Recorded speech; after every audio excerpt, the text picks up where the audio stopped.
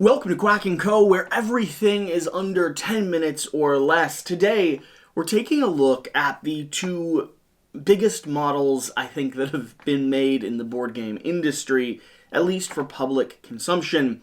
This is going to be the brand new Marvel Galactus zombie mode, because Dice Tower did get one that showed him in a non-zombicide form with his arm outreached up where a dice could be placed in it, and of course his head looking a little less disheveled, and the Simon giant Cthulhu from Cthulhu Death May Die. Now, the main goal of this video is to discuss how gameplay might be introduced for Marvel Zombies, and of course, just take a look at the models so we can show all of you who are curious, who are avid model fans or miniature painters, so you can get a good look at what you have in store.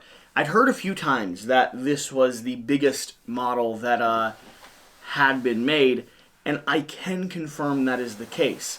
This is a massive, it's a couple inches bigger in almost every dimension. Spreads a little wider at the base, thicker down here on the bottom as well. The hand outreaches a little bit farther. It is insane. And with it being a prototype, heavy and a bit unwieldy to move around.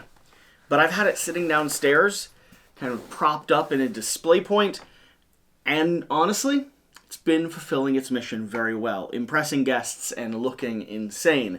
Now, with Cthulhu, there was gameplay integration in the box. You see, this giant Cthulhu turned into a boss that you could fight, where you had to precariously move and kind of balance your miniatures across the scope of it. It was a giant showdown that integrated the big heckin' monster into the fight.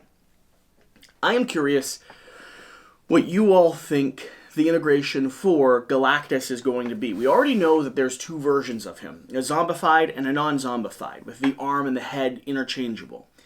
I really am curious what other ways you can utilize this character. Alex mentioned a few times that the base looks like it's a round circumference, as if it could sit in the center of a board or have other things placed around it.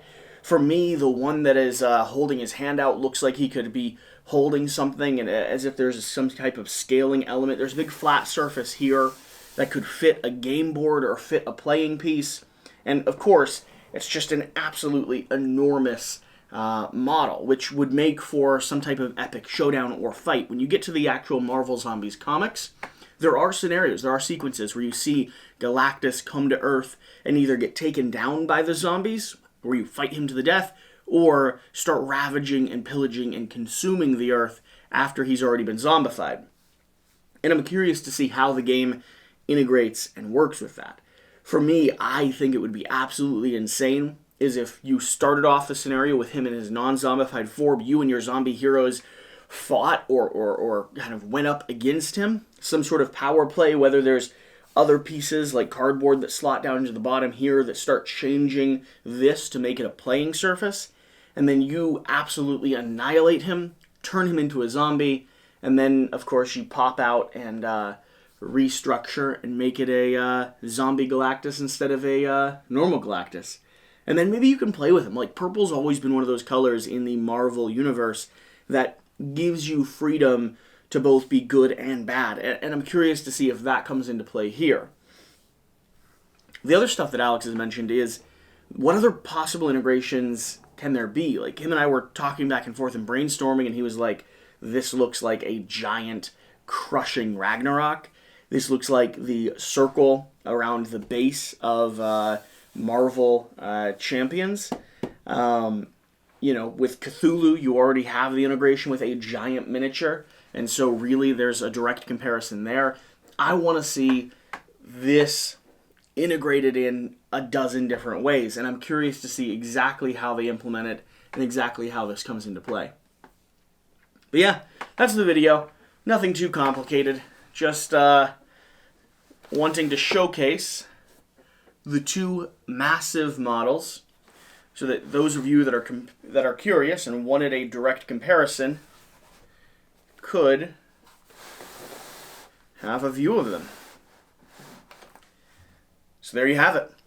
This has been Quack&Co. Hopefully you're enjoying the content here on the channel. Oh, and for the record, those of you that didn't know, these little doohickeys came off, so they were mailed, and I'm assuming possibly the arm which overextends the base may do the same eventually. Possibly even some of these tendrils. I'm not entirely sure how they're going to ship it to you and how they're going to have you put it together. Now I have to get these back on. Where is it? They're just notches here. Let's slide in. There we are. Alright, thank you for being here. Thank you for watching. Let me know your thoughts. I'm curious what the community thinks this is going to, or how this is going to integrate into the actual game.